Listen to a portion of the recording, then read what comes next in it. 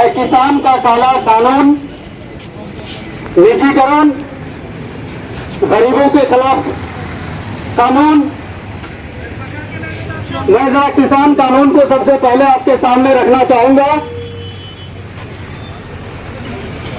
कि अभी जो किसान का नया बिल आया है, ये बिल जैसा कि अभी कॉमरेड बता रहे थे 1955 से पहले था, अंग्रेजों का कानून था।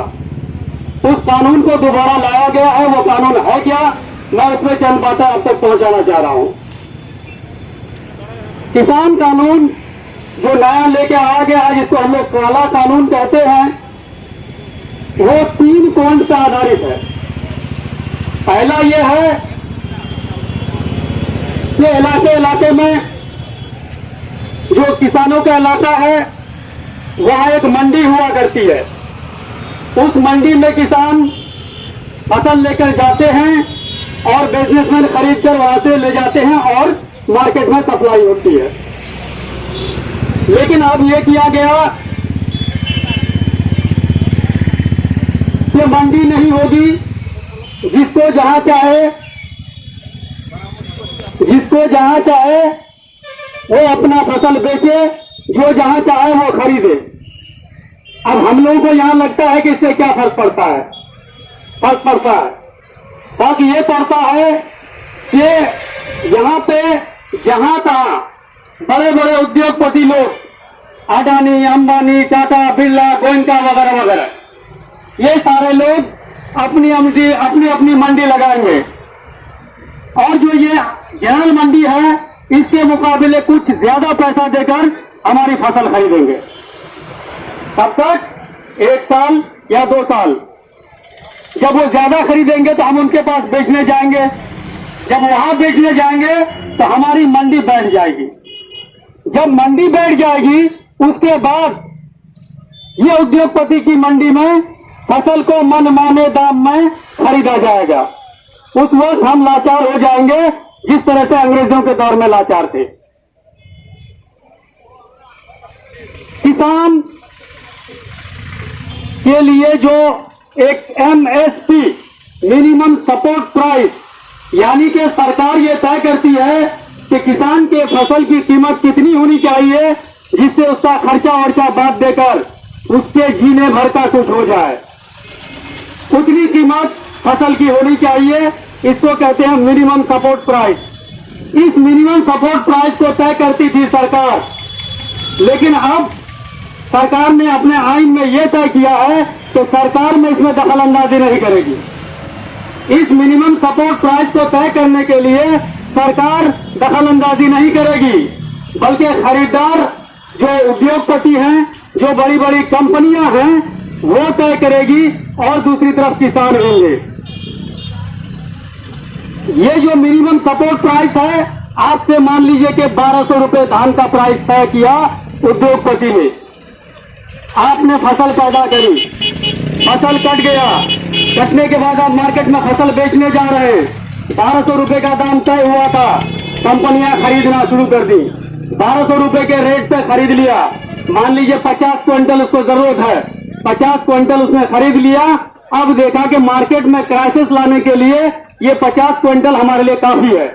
उस वक्त वो बोलेगी कि 1200 नहीं, अब 600 के दाम पे हमको दो। नहीं दोगे, जहां जाओगे जाओ, आपको अब खरीदने वाला कोई नहीं मिलेगा। अब बन गए आप उसका गुलाम, जो कि अंग्रेजों के दौर में हुआ करता था। अब इसके लिए जो आप चुक्ति तय किए थे, आपके पास जो एक चुक्तिनामा है, उसको लेकर आप कोर्ट नहीं जा सकते, आप कुछ नहीं कर सकते, आप वहां मजबूर हैं। तो ऐसी सूरत में किसान की जो हालत होगी वो बंधुआ गुलाम की तरह हो जाएगी। आपको कंपनी बोलेगी फला फसल पैदा करो, तो आपको पैदा करना पड़ेगा। आपको कंपनी बोलेगी बीज हमसे लो, वो आपको लेना पड़ेगा। आपको कंपनी बोलेगी खाद जो हम दे रहे हैं वो दो, उसको इस्तेमाल करो, आपको करना पड़ेगा। ये जो बंधुआ गुलाम किसान को बनाया जा रहा है, उस गुलामी के तहत आज से चंद साल पहले हम तमाम किसान गुलाम बनने जा रहे हैं। और यहाँ जो दुकानदार भाई हैं, उनको भी मैं कह दे रहा हूँ कि हम किसान जब गुलाम बन जाएंगे, हमारे पास जब खरीदने की ताकत नहीं रहेगी, तो आपके दुकान में खरीदने वाला कोई नहीं होगा। अडानी अंबानी आपकी दुकान पे खरीदने नहीं आएगा। आपकी दुकान पे हम किसान ही खरीदने आएंगे। आपका व्यवसाय पे भी असर पड़ेगा। आप भी उस वक्त बेरोजगार होने लगेंगे। दूसरी तरफ निजीकरण का आलम देखिए।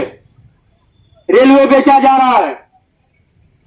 जब रेलवे बेच दिया जाएगा पूरे तौर पे, उस वक्त किराया तय कौन करेगा? पूंजीपति।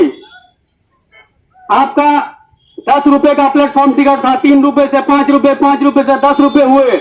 अब प्लेटफॉर्म टिकट 50 रुपए का होने जा रहा है। यानी प्लेटफॉर्म के अंदर जाने के लिए अब आपको 50 रुपया देना पड़ेगा। आप अपने बेटे को भेजना चाह रहे हैं दिल्ली, आप जाएंगे कि ट्रेन पे बच्चे को बैठा देंगे तो नहीं जा पाइएगा, क्योंकि आपको वहां 50 रुपए का प्लेटफॉर्म टिकट लेना पड़ेगा। अब अभी यह हाल है, तो जब ये रेलवे बिक जाएगा, जब ट्रेन बिक जाएंगी, तो उस वक्त ये तय कौन करेगा? ये तय करेगा पूंजीवाद। ये तय करेंगी बड़ी बड़ी कंपनियां। वो कंपनियां जो ट्रेन की मालिक होंगी, जो रेलवे की मालिक होंगी, उस वक्त आपके करने का कुछ नहीं होगा। आज आप ट्रेन टिकट पे बैठ के गाड़ी में लटक के कहीं चले जाते हैं, कल नहीं जा पाइएगा। आपको रिजर्वेशन का इंतजार करना पड़ेगा। दाम कितना होगा सरकार को कोई मतलब नहीं, कंपनी जितना दाम चाहेगी लेगी। आपके यहाँ एयरपोर्ट सब बेचा जा रहा है, एयरप्लेन भी बेचे जाएंगे। उस वक्त कल तक हम गुलाम थे अंग्रेजों के, अब हम गुलाम होने चले हैं अपने ही देश के पूंजीवादियों के। इसके खिलाफ आज का ये बंद किसी पार्टी का नहीं, किसी व्यक्ति का नहीं, बल्कि देश के तमाम गरीब किसान मजदूर आवाम का है। यही कहकर मैं अपनी बात खत्म करता हूँ। इंकलाब जिंदाबाद। और इस रिक्वेस्ट के साथ कि आज का ये बंद आप लोग कामयाब करेंगे।